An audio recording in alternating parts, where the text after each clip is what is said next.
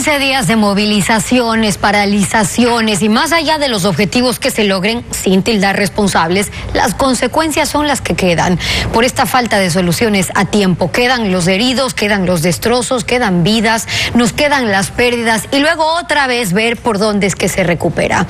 Ítalo Cedeño, gerente general de Petroecuador, nos acompaña esta tarde. Bienvenido a Televistazo. Buenas tardes, Stephanie. Un saludo cordial para ti y para tu distinguida audiencia. Igualmente, el sábado Petroecuador dijo que si las cosas seguían como estaban, en 48 horas tendrían que suspender la producción petrolera en el país. ¿Cómo es que podemos estar en riesgo de tener que suspender toda la operación? No tenemos combustible para operar nuestros pozos. Tenemos más de 1000 pozos ya cerrados, 33 taladros de perforación y de recondicionamiento de pozos parados. Hemos perdido 200.000 barriles cada día. En total, desde el inicio de las paralizaciones, hemos perdido más de 1.200.000 barriles de petróleo. A los precios actuales, eso es un crimen. Ahora, la producción petrolera está en niveles críticos, dicen ustedes, cuando no se puede transportar los insumos, el diésel, lo necesario para operar. ¿Y esto es por qué? Por las vías cerradas. ¿Creen que ese fue un objetivo, afectar la producción, como en efecto está pasando? En la cadena de valor lo más importante es producir petróleo. Si yo no produzco petróleo, el oleoducto transecuatoriano no tiene volúmenes para transportar. La refinería de Esmeraldas no tiene volúmenes para refinar. Y la exportación a los precios actuales también sufre que tenemos que aplazar los embarques porque no tenemos petróleo. Es decir, si no hay petróleo no hay combustible. Nosotros no producimos combustible, nosotros fabricamos el combustible a partir del petróleo, que es la materia prima. Si no hay petróleo, y eso es lo que aprovechan los huelguistas, de tratar de que no produzcamos petróleo para caotizar al país. El cierre de estas vías y demás se supo desde que empezaron las manifestaciones. Digo esto porque, pregunto más bien, ¿no tienen en Petroecuador un plan B? ¿No hay un plan B? Porque el país no puede darse el lujo de perder 500.000 barriles de petróleo al día en el caso de que haya que parar la producción en la situación económica en la que está. Tenemos almacenamiento, pero uno no puede tener tanques al infinito. Obviamente que seguimos produciendo mientras los tanques resistan. Luego del stock máximo hay que bombear el petróleo por el oleoducto, de otra manera pues ese petróleo no llega a la refinería y al puerto de exportación. El plan B es que haya un diálogo y que se resuelva esta situación. El país no puede vivir en este caos. El problema es que la gente piensa que el desabastecimiento de combustible se da porque no tenemos combustible. Y tenemos suficiente combustible, pero ¿cómo hacerlo llegar al consumidor si están bloqueadas las vías? Los terminales nuestros están con suficiente capacidad de combustible para abastecer por muchos días, más de 10 días al consumidor. Pero si no dejan que el combustible llegue a las ciudades, esto significa que por lo menos 14 provincias ya están con problemas de desabastecimiento. Y en algún momento pues va a parar esta situación en que todo el mundo se paraliza porque no hay combustible. Okay, pero y va a haber una guerra civil.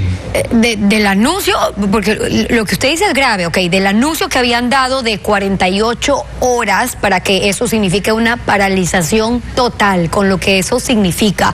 Estábamos hablando de 370 puntos de cierres viales a nivel nacional, hoy estamos reportando 77 puntos y menos, es decir, con la situación actual ya no sigue ese riesgo vigente, u hoy por hoy, mientras estamos conversando, cuáles son los riesgos de que eso que anticipó usted sea realidad. Mire, se hace realidad si esta situación continúa, porque no hay combustible para funcionar en el oriente los pozos para que puedan producir petróleo. Hacemos maravillas, la gente está trabajando, doblando turnos. Estamos tratando de sacar petróleo donde no tenemos problemas. Por ejemplo, en el ITT no tenemos problemas de diésel y eso hace que podamos producir un poco más. Cerramos los pozos que más consumen diésel y dejamos en producción los que mejor potencial tienen para poder alargar este tiempo de vida. Pero si tuviéramos que depender del combustible que tenemos dentro de los campos, en 2 días estamos muertos. Tenemos que lograr que cerrando 1000 pozos, los pozos que queden sean los pozos que mayor producción tengan de petróleo y que menos consumo de diésel tengan al mismo tiempo. Esta es una situación gravísima, no ocurre en otros países. La infraestructura petrolera no puede estar sujeta a estos caos, a estos chantajes, a este sabotaje permanente. Y ocurre eso, cada cierto tiempo. Y por eso lo que hay que ver después, porque una cosa es protestar, manifestarse, otra cosa es impedir que se pueda operar y con las consecuencias de la producción petrolera, luego la afectación en la inversión que se requiere en salud, educación, etcétera. Le iba a decir, luego es ver qué denuncias se han planteado para que no quede solamente en reclamos, sino en acciones a propósito de eso.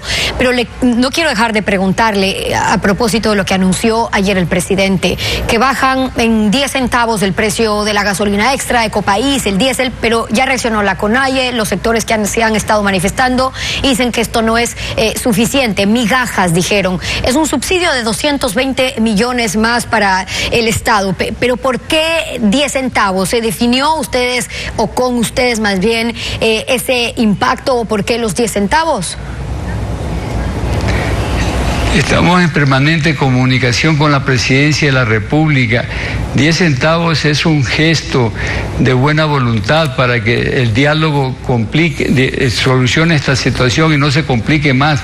Pero obviamente que cada centavo es millones de dólares que se pierden. 10 centavos, el presidente lo explicó, 250 millones de dólares, pero en un año. Imagínense, esto va a seguir porque está el precio congelado. Además, los precios de los combustibles a nivel internacional siguen subiendo. Usted leyó cuáles son los precios en los países vecinos. En Estados Unidos encima de $7, en Europa encima de $10 por galón. No podemos nosotros seguir subsidiando. Esto es quitar dinero a educación, quitar dinero a la salud, quitar dinero a la seguridad para que se beneficien las personas que reciben este subsidio, que no son todos los que merecen el subsidio.